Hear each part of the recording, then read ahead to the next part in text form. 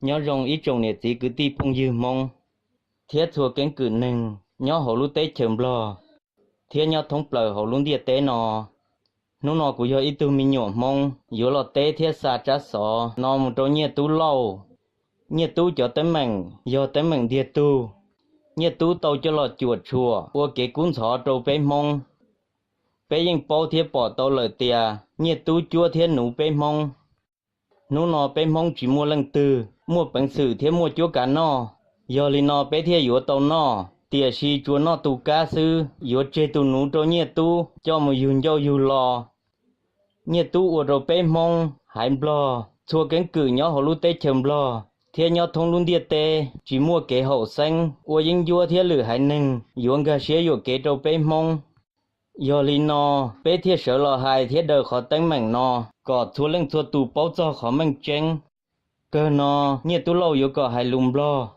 bé mong thiết thua cánh cử hải nhỏ hồ lú tê chầm blo thiết thông luôn địa tê thiết tổng đơn nó thiết bao lú họ phiên mảnh tranh đời bé mong giờ cú hai chỉ tàu trở lên nè lú xế xả lò thỏ rả bú thia chuồn nó lú xua tìa giờ mong mảnh tranh tìa uo châuสวัสดีพ่อแม่พี่น้องชนชาติมงและทุกชนชาติชนเผ่าในประเทศลาวที่ฮักแพงข้าพเจ้าส่งสารนี้มายังสหายเอาเงียตุโลซึ่งมีความเห็นตั้งจากชนชาติมงลาวเฮาก่อนอื่นขอขอบใจเท่าเงียตุโลได้ส่งสารไปยังรัฐบาลลาวแดงเผด็จการแก้วแดงคอมมิวนิสต์และประชาชนลาวเฮาได้รับรู้ว่าชนชาติมงจะแบ่งแยกพื้นแผ่นดินเหล่านี้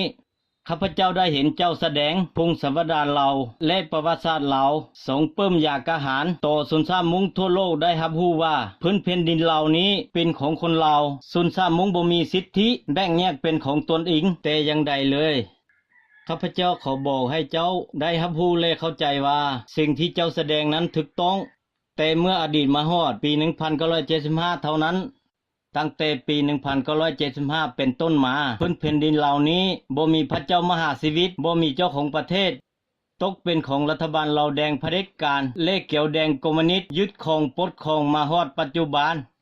รัฐบาลลาวแดงเผด็จการและเขียวแดงคอมมิวนิสต์ยึดครองปกครองประเทศลาวเฮาด้วยระบบเผด็จการฆ่าล้างเผ่าพันธุ์ขุดเข็ดคือเฮ็ดให้ทุกชนชาติชนเผ่าตกทุกข์ได้ยากลำบากยากจนที่สุดในกลุ่มประเทศอาเซียน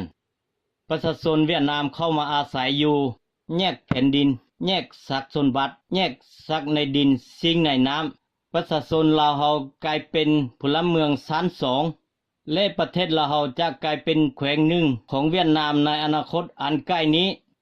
ให้เข้าใจและฮักฮู้ว่าชนชาติมงได้ปลดปล่อยพื้นแผ่นดินเหล่านี้มาหลายยุคหลายสมัยเสียเลือดเสียเนื้อเสียชีวิตมานัดต่อนัดแล้วปัจจุบันนี้เมื่อบ่มีพระเจ้ามหาชีวิตบ่มีเจ้าของประเทศชนชาติมงลาวเฮาเป็นชนชาติหนึ่งใน68ชนชาติชนเผ่าและเป็นเจ้าของประเทศอย่างแท้จริงจึงมีสิทธิลุกขึ้นมาปลดปล่อยปลดป่วยทุกชนชาติชนเผ่าในพื้นแผ่นดินเหล่านี้ให้มีสิทธิเสรีภาพเอกภาพปกครองด้วยประชาชนอย่างแท้จริงเท่านั้น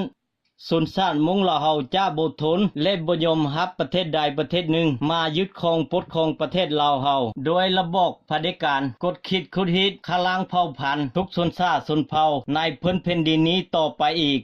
ชนชาติมงลาวเฮาจึงลุกขึ้นมาต่อสู้ต่อต้านขับไล่ผู้บ่แม่นเจ้าของประเทศออกไปพื้นแผ่นดินเหล่านี้เป็นของลูกหลาน68ชนชาติชนเผ่าบ่แม่นเป็นของผู้ใดผู้หนึ่งตัวอย่างอดีตขับไล่ฝรั่งเศสขับไล่อเมริกาเมื่อปัจจุบันต้องขับไล่รัฐบาลลาวแดงเผด็จการและเขียวแดงคอมมิวนิสต์ออกไปเช่นกัน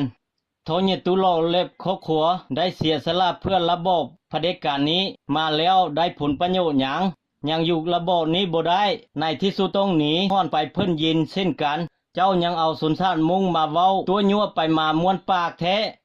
หากเจ้าอยากรู้อยากเห็นพงศาวดารและประวัติศาสตร์ใหม่ข้าพเจ้าจะให้เจ้าได้บึงคักครั้งต่อไปจึงบ่ลืมตนและประวัติศาสตร์ชนชาติตนเองนับปฏิวัติเส้นเจ้าคงรู้ดีว่าการขายชนชาติตนเองสุดท้ายจะได้รับผลตอบแทนให้ตัวเองและครอบครัวเป็นแนวใดเจ้ารู้ดี สุดท้ายนี้เขาให้ชนชาติมุงและทุกชนชาติชนเผ่าได้รับรู้ว่าถึงเวลาแล้วต้องลุกขึ้นมาฮ้อนแฮงฮ้อนใจต่อสู้ต่อต้านขับไล่และปฏิวัติระบอบรัฐบาลลาวแดงเผด็จการและแก้วแดงคอมมิวนิสต์ยึดครองปกครองประเทศลาวเฮาออกไป